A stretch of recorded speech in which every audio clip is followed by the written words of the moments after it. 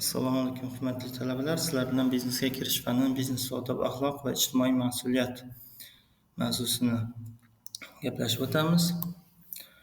Ushbu mavzuni quyidagi rejalar asosida shakllantirildi. Ya'ni biznes faoliyatida axloqiy tamoyillar, ijtimoiy mas'uliyat tushunchasi, korxonalarning axloqiy qarorlari, tahlil qilish ko'nikmalarini rivojlantirish. Quyidagi kirish savoli sizlarga beriladi, ya'ni axloqsiz muvaffaqiyatmi? Ya'ni har qanday yo'l bilan maqsadga erishsangiz, o'sha maqsadga erishishingiz o'rinli bo'ladimi yoki yo'qmi? Shu savol haqida o'ylab ko'ringlar. Va quyidagi asosiy tushunchalar haqida dars davomida gaplashib o'tamiz. Ya'ni biznes etikasi, business ethics, axloqiy dilemmalar, ethical dilemmas, ya'ni qanday holatlar bo'ladiki, axloqiy dilemmalarga tushadi. O'zi dilemma so'zi nima ma'noni aytadi? Shular haqida gaplashib o'tamiz. Va korporativ ijtimoiy mas'uliyat, CSR deydi, ya'ni corporate social responsibility. Keyin shaffoflik va halollik, transparency and integrity. Barqaror rivojlanish, sustainability. Axloqiy rahbarlik, ethical leadership.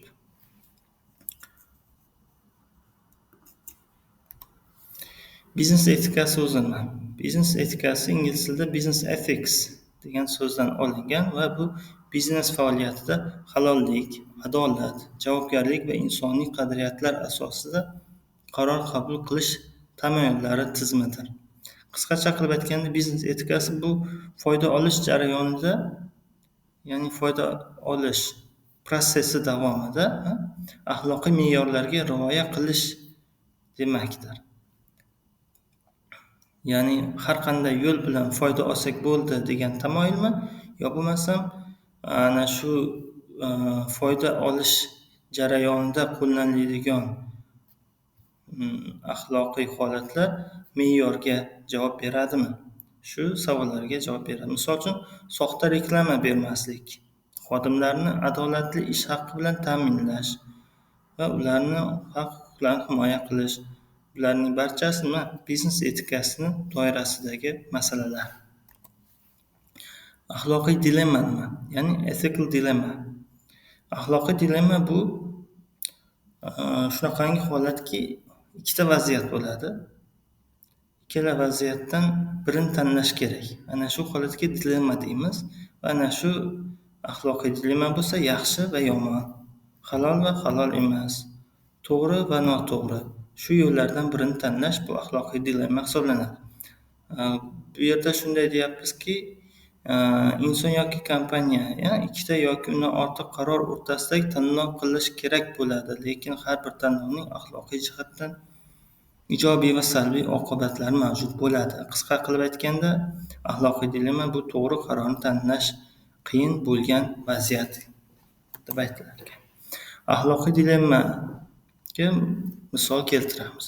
Foyda va halollik o'rtasidagi tanlov, ya'ni kompaniya arzonroq, lekin sifatsiz xomashyo ishlatish orqali foyda olishi mumkin. Ammo bu mijoz ishonchni yo'qotadi, to'g'rimi? Yo bo'lmasam, ishlab chiqarish jarayonidagi resurslardan kamroq foydalanish yo bo'lmasam ishchiga kamroq haq to'lash uchun hali yoshiga to'lmagan ishlash yoshiga to'lmagan ishlarda ishlatib, ya'ni bolalarni ishlatib, ularga kamroq pul to'lab, mana shunday foyda topishga urinish ham xuddi shunday misol bo'ladi. Va xodimni ishdan bo'shatish yoki insonparvarlik. Ya'ni nima deyishimiz mumkin? Samaradorlik past bo'lgan xodimni to'g'ridan to'g'ri, yo'q, bo'ldi, siz bizning korxonamizga to'g'ri emassiz, siz bizga ishlash koeffitsiyingiz past deb turib to'g'ridan to'g'ri haydab yuboramizmi, yo bo'lmasam unga imkon berib, treninglar shakllantirib turib, uni ichki talantini olib chiqishiga yordam beramizmi? Yo bo'lmasam qaysi birini tanlaymiz? Mana shunaqa dilemma. Va reklama va haqiqat. Reklamani bo'rttirib, yo'q narsani ham bor deb turib, uni reklama qilib, xaridorlarga impuls qilib ularni sotib olishga undaymizmi? Yo bo'lmasam boricha ko'rsatamizmi? Shunaqangi qarorlarga nisbatan ethical dilemma, ya'ni axloqiy dilemmalar deb atar ekanmiz. Korporativ ijtimoiy mas'uliyat nima ekan? Korporativ ijtimoiy mas'uliyat bu CSR, ya'ni Corporate Social Responsibility deb ataladi. Bu chet davlatlarda, chet universitetlarda juda kuchli e'tibor beriladigan mavzulardan biri. Bu Corporate Social Responsibility'da jamiyat uchun foydali bo'lish tamoyillari o'rganilar ekan. Ya'ni korxonalar tarixda faqatgina nima edi? Maqsad foyda olish bo'lgan bo'lsa, hozirga kelib nima? Bozor uchburchagi shakllangan. Bozor uchburchagi xuddi shu CSR ning ichida, Corporate Social Responsibility doirasida ichidagi narsa. Ya'ni bir tomonda korxona, bir tomonda xaridor va uchinchi tomonda nima ekan? Uchinchi tomonda jamiyat. Jamiyat, davlat, atrof muhit hammasi o'sha uchinchi tomonda turar ekan. Ya'ni faqatgina foyda olish emas, mana shu uchinchi tomonga ham nima manfaat keltirishni o'ylar ekan. Xo'p, korporativ ijtimoiy mas'uliyat. Buni asosiy maqsadi quyidagilar. Ya'ni iqtisodiy o'sish bilan birga ijtimoiy barqarorlikni ta'minlash, kompaniyaning obro'si va ishonchini mustahkamlash, jamiyatga, tabiatga va insonlarga foyda keltirish.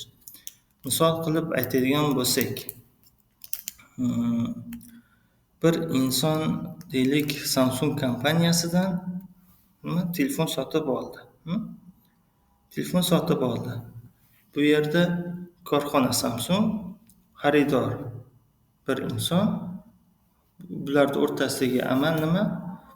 Samsung telefonni beradi, xaridor pulni beradi. Bular o'rtasidagi mas'uliyat bo'ldi. Endi korxonani bilan jamiyat o'rtasidagi mas'uliyat. Bu telefonni ishlab chiqarish davomida ekologiyaga zarar yetkazib qo'ymadimmi degan mas'uliyat. Va mana shu telefonni ishlab chiqarish jamiyatga zarar keltirmadimi degan mas'uliyat. Shu savollarga javob beradi. Va oluvchi sifatida bo'lsa, xaridor sifatida aynan mana shu telefondan sotib olish orqali jamiyatdagilarga bezovta qilmayapmanmi? Ya'ni ularga skemerlar bor, hozir nima deymiz? Phishing deydi, scamming deydi, mashinaliklar. Mana shu telefonni olib turib, ular bilan mashinalik qilib, pulni olishga urinish uchun olyaptimi yo bo'lmasam jamiyatga foyda keltirish uchun, muloqot uchun olyaptimi?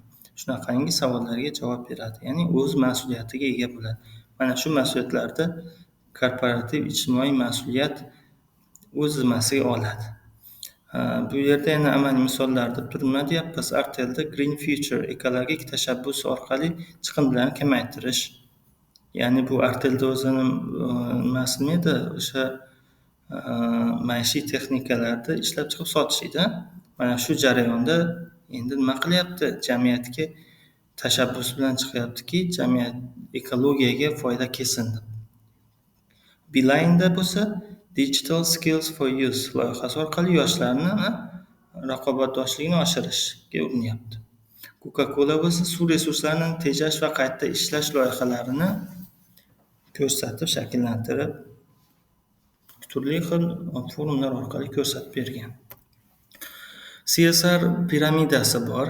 Ya'ni bu Carrollning 1979-yilda ishlab chiqqan CSR modeli bor. Bu nima? Piramida shaklida bo'lib, eng pastki qismida iqtisodiy mas'uliyatlar turadi. Bunda kompaniya foyda olishi va barqaror ishlashiga mas'ul.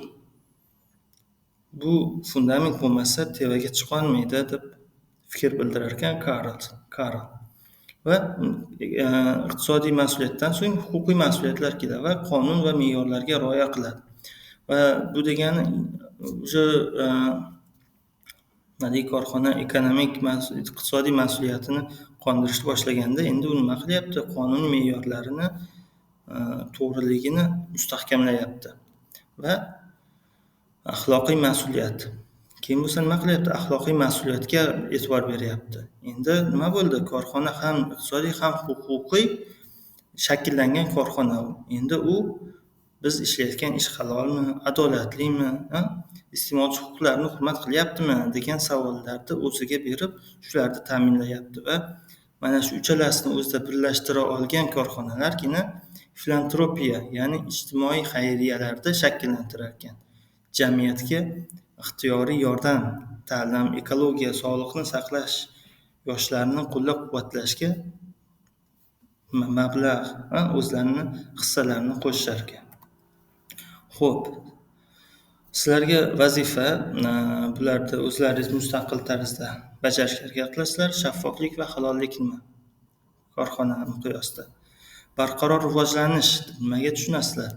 Axloqiy rahbarlik, ethical leadership deganda nimaga nisbatan aytishimiz mumkin? Qanday liderlik axloqiy liderlikka kiradi?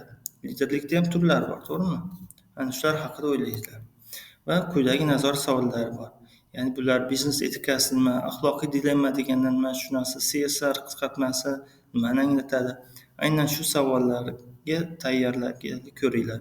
Chunki kelgusi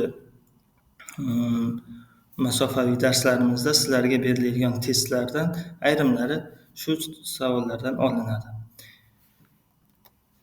E'tiborlaringiz uchun rahmat. Keyingi darslarda ko'rishib qolgungacha xayr.